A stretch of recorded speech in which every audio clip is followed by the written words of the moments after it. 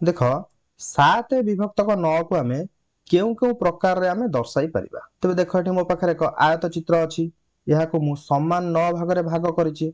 तबे एही 9 भागरु मु जदि 7 भाग को रंग करिवि तेबे मु संपूर्ण आयत चित्र र केते भाग को रंग कली 7 विभक्तक 9 भाग को रंग कली।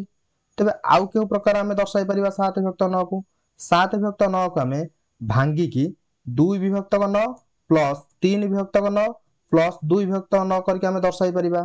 तबे केमिति दर्शाइबा।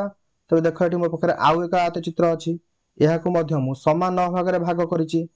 तेबे प्रथम 2 विभक्तक 9 हेउची समान 9 भागरु 2 भाग एवं 3 विभक्तक 9 र अर्थ हेउची समान 9 भागरु 3 भाग एवं 2 विभक्तक 9 र अर्थ हेउची समान 9 भागरु 2 भाग।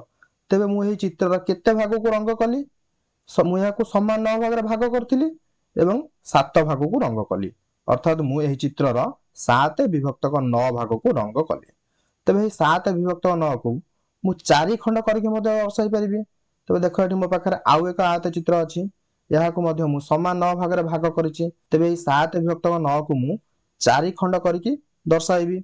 तबे देख प्रथमे 1 विभक्तक 9 अर्थात समान 9 भागरु 1 भाग प्लस 2 विभक्तक 9 अर्थात समान 9 भागरु 2 भाग प्लस 4 विभक्तक 9 अर्थात समान 9 भागरु 4 भाग प्लस 0 विभक्तक 9 अर्थात समान 9 भागरु 0 भाग। तबे एही 4 भग्नांश को जदि आमे मिसाइबा हमकु 7 विभक्तक 9 मिलिबो।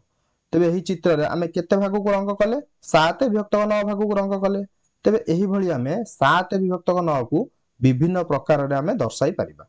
ठीक अछि।